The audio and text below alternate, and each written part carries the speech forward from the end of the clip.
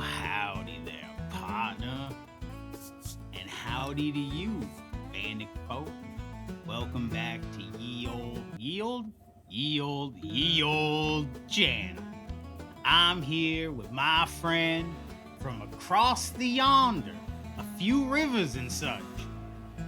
We call him Philly Three Balls. That's right. And I'm here with my buddy Stravo Hoofston. I can't repronounce what you said.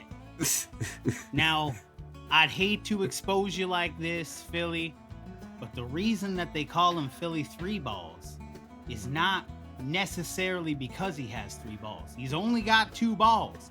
However, he swears to everyone he feels a phantom third ball at all times. Now, sometimes I sit at night and I wonder if that ball's a real ball, but I think about you a lot, Billy. I think about them three balls. Wait, Tyler, we said we weren't going to do that. No, we told people we weren't going to. I've been thinking about your balls.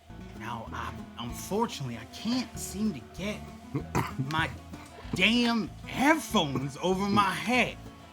I've been having some trouble here. I can't seem to speak. Can you speak? Woof. Ah, dang it. Give me 1 minute. I think I can fix this. I need one quick moment and I will return. I told him about the three ball thing. Just maybe. I wonder what he's watching in the background there. Can you just see, guys? What's he watching on that iPad? I think I have Yep. it. Okay. I think I've secured it in place and we can resume the reaction. Well, today, we are taking a look at a classic band we both grew up loving, getting out on the dance floor and snaking my booting around a mosh pit. We talking about Maylene and the Sons of Disaster. My accent has been very inconsistent this whole time. Now, they have put out a new track called, is it Thrush? What is it? Thrush, yeah. Thrush. So Thrush. Maylene have a really cool history behind them. Their vocalist, Dallas Taylor, was the original vocalist of Under Oath, and when he parted ways with the band, he kind of started this Maylene and the Sons of Disaster project, and they really coined that southern sound that everybody kind of was really piggybacking off of. The song Dry the River, I still listen to probably once a month since, when did they last even put out music? Like 2009? Technically, they dropped a single a couple years ago, right? Burn the Witches. So they dropped a single last year.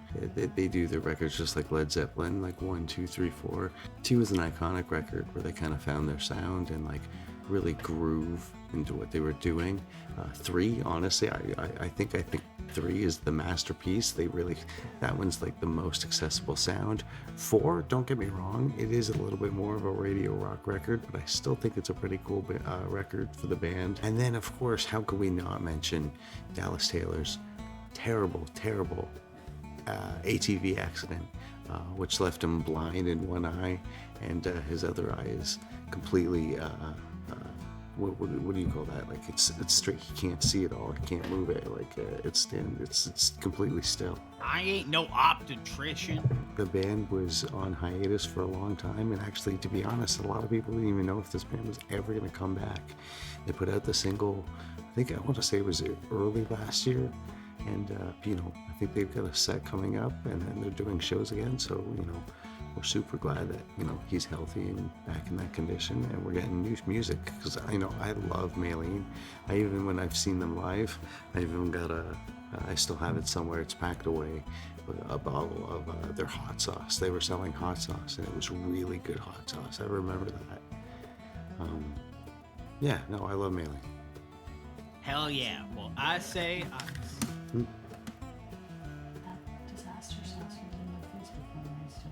Oh, really? The hot sauce I'm talking about right now is actually, I have a picture of it. Well, I'll be damned. I saw them 13 years ago today. On this day, this is a faded reaction we are doing. This is insane. This is spooky. This is spooky. Sorry to interrupt, but I had to. That's so No, cool. this is important. Shout out Haley. Shout out Maylene a disaster. Shout out Phil's 13-year-old bottle of hot sauce. And shout out the extremely coincidental fact that Phil saw Maylene and the Sons of Disaster 13 years ago, this day today. Yeah. My God, how time flies. I can't do this accent the whole time, but I feel like I may be weaving in and out. So let's go on a ride. Let's listen to the newest track from Maylene and the Sons of Disaster. Let's hop into this dang darn suey.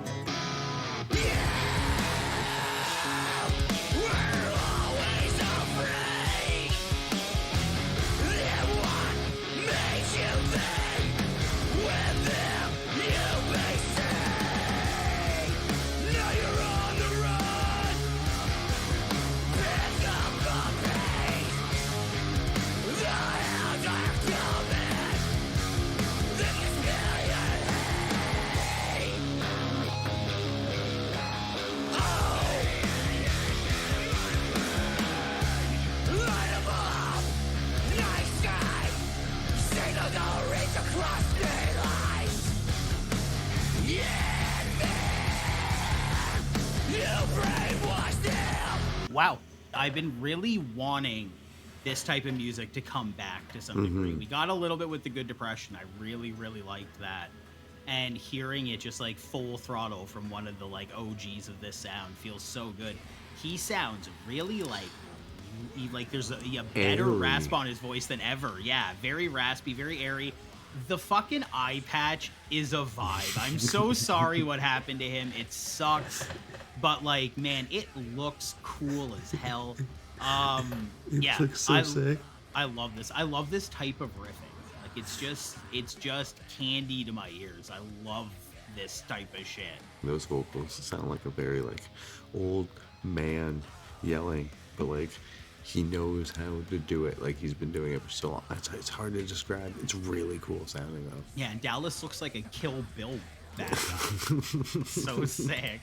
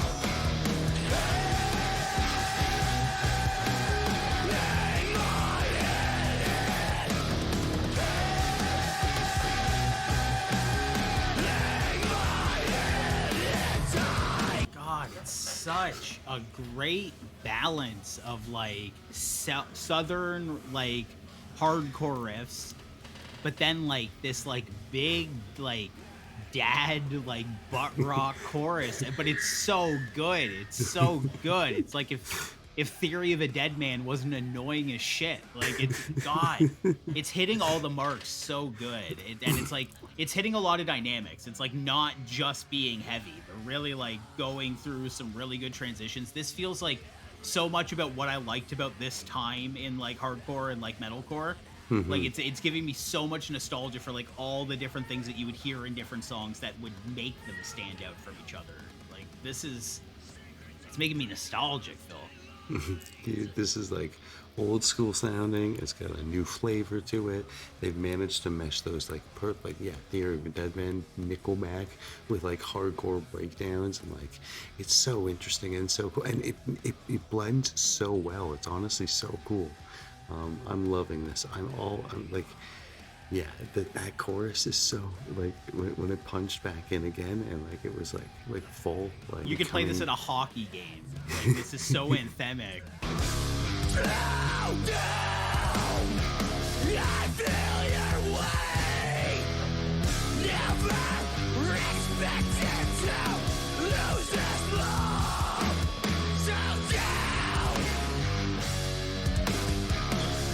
Just wanna bust my legs out. Kiss the pavement.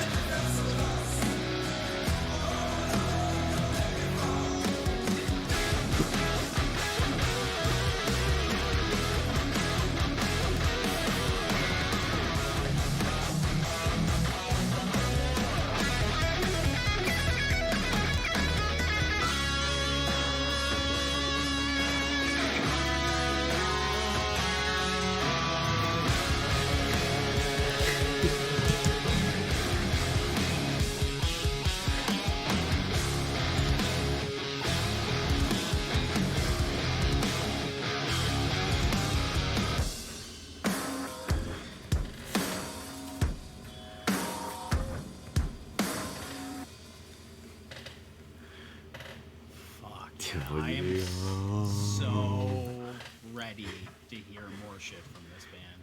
This is so good, dude. And this band exudes like this like southern energy. Like when I saw them live 13 years ago today, when I bought the hot sauce. Actually, if I remember correctly, Haley bought the hot sauce for me for like an early birthday gift or something. The cat is going nuts on something, if that's what you hear. Sorry, I don't know why I did that. When I saw them, the merch person behind the booth was just this like really, it looked like this big grandma that they brought on tour who was in this giant moo and was like, that'll be $30. Like, it was like, they just exude this energy. They got the banjos. They really like feel like they're from the Mississippi, Alabama. Oh, do you know where they're from? Birmingham, Alabama, yeah. Yeah, there we go, yeah, no, I love this. That was such a good fucking song, dude. I'm hyped. How did that tiny little hat stay on? Sir, I am a miracle worker. The thing I really like about them is that, like, even when a band like Every Time I Die was doing like Gutter Phenomenon or something like that, it always felt Southern influence. This just feels like the South. It feels so authentic. Like, it just, like, it doesn't feel like, oh, we're gonna write a Southern song.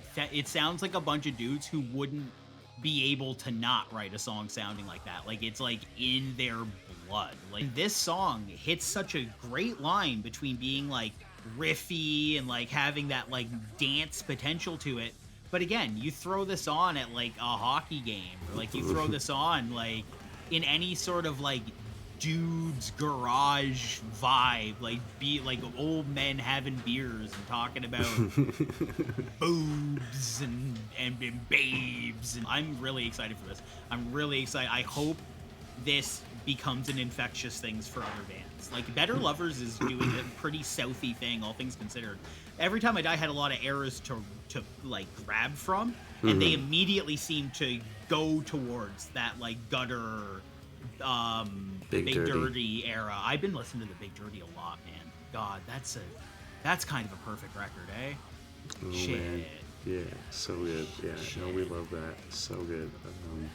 happy to have this back. Happy to have like a nostalgic band back, like and killing it. You know, sometimes some of these comeback songs can be a hot or a flop, and this one was definitely a hot one and a certified banger. Like Maylene, keep it coming. If you're in the area when they're playing tour, I believe they're doing a summer tour. Definitely go check them out. The eye patch is authentic. It's not like a gimmick. No the one gimmick. guy was in overalls. This is like southern, like huckleberry fincore. Like I love this. That is going to do it, little cowpoke. Thank you for watching our here reaction to Maylene, the Sons of Disaster. What did you think about what we said about the video? You can leave all that sort of yuckles down in the comments below. We take a look at all of them, don't you know? We also have a affiliation for a company called Landis, some big old tech stuff. We don't know nothing about that, dog. But if you go down into the comments, the bio, they call it, you could get a little discount on that. Like the video if you like the video. It's simple. You could subscribe to us if you haven't done that yet. And I think that is going to do it. Thank you, Philly Normal Balls, for sitting down with me, watching this video. I hope you have a safe tour. I hope you safe travels and take care of your shit, brother. Strove Hoofstein. Is that what you called me at the beginning of the video? That's me, whatever he said. Goodbye, folks.